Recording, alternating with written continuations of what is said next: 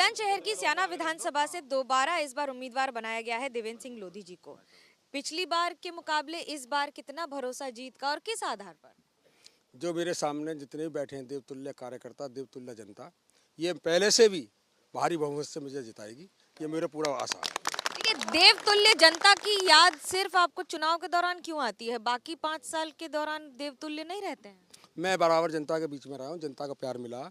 पूरे 5 साल मैं हर एक के पास गया हूँ, हर एक के दुख दर्द में शामिल रहा हूँ और मेरे लिए किसी को मेरे इससे कोई बाहर नहीं है, सबसे मैं मिला हूँ।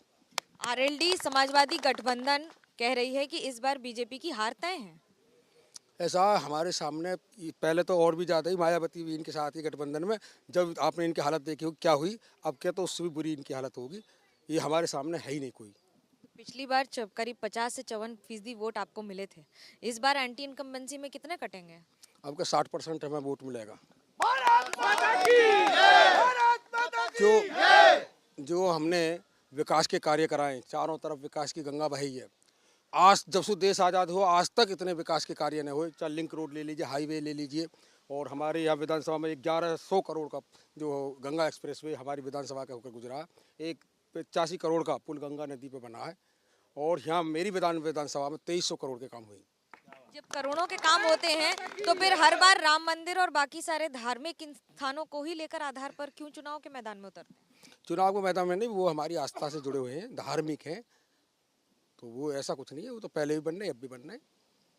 फिर चुनाव के मैदान में मंदिर वहीं बनेगा, राम मंदिर जिसने बनाया है उसी को दोबारा लाएंगे, इन सारे स्लोगन्स की क्या जरूरत पड़ती? इस स्लोगन की जरूरत थोड़ी, राम तो जहाँ है वहीं बनना हो ना मंदिर। जहाँ राम थे वहीं तो बनना है, पहले टेंट में वहीं पक्का बनना हो, वहीं उसको जो विराट रूप दिया। अखिलेश यादव कह रहे हैं कि योगी जी ओवर कॉन्फिडेंट हैं, चुनाव के बारे में जमीन खिसक रही है। ऐसा है जी, ये तो जनता बता देगी, इनको सबका सुपड़ा साफ हो जाएगा। ओके, जो जनता इनका अंतिम संस्कार कर देगी, पार आगे तक की चल खत्म। जब आपके खिलाफ यहाँ पर कांग्रेस की पूनम पंडित है, कांग्रेस की पूनम पंडित आप ही की विधानसभा से इस बार चुनाव लड़ रही हैं, कैसे देखते हैं इस बार लड़की हूँ लड़ सकती हूँ कांग्रेस के कैंपेन को? देखिए, ये आप भी समझ रही है, जनता भी समझ रही है, उनकी जमानत जब्त होगी।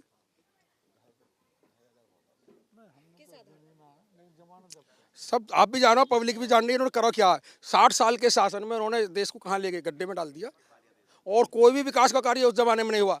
और उनके पीरियड में देखा होगा गुंडागर्दी क्या आलम, बहन बेटियों को स्कूल जाने में भी जो है डरते थे उनके माँ बाप भेजने में, और लॉ एंड ऑर्डर बिल्कुल फेल था। बड़े बड़े गुंडा माफियन को सरकार का संरक्षण प्राप्त था, सरेआम सरे बाजार कोई भी किसी घटना को अंजाम दे देते थे। बुलंदशहर एक ऐसा जिला है, जय जवान जय किसान कहते हैं। किसान के हालात पिछले कुछ सालों में बहुत अच्छे नहीं रहे हैं। किसानों का कहना है कि हम आरएलडी के साथ हैं, बीजेपी के खिलाफ हैं। कैसे देखते हैं?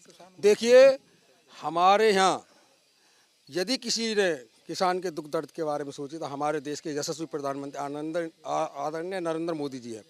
उन्होंने देखा विधायक की निधि है, सांसद की निधि है, चेयरमैन की निधि है, प्रमुख की निधि है, उन्होंने किसान को सम्मान निधि 6000 रुपये दे करके सम्मानित किया। अब ये 12000 होने जा रही है, और जो गरीब है गाँव के, उनके भी जो खाते में पैसे आ रहे हैं 1000 रुपये, और जो पेंशन ही उसको दूना कर दिया।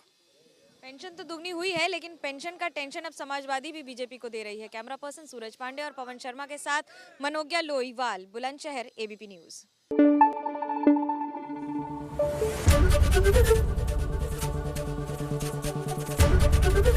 एबीपी न्यूज आपको रखे आगे।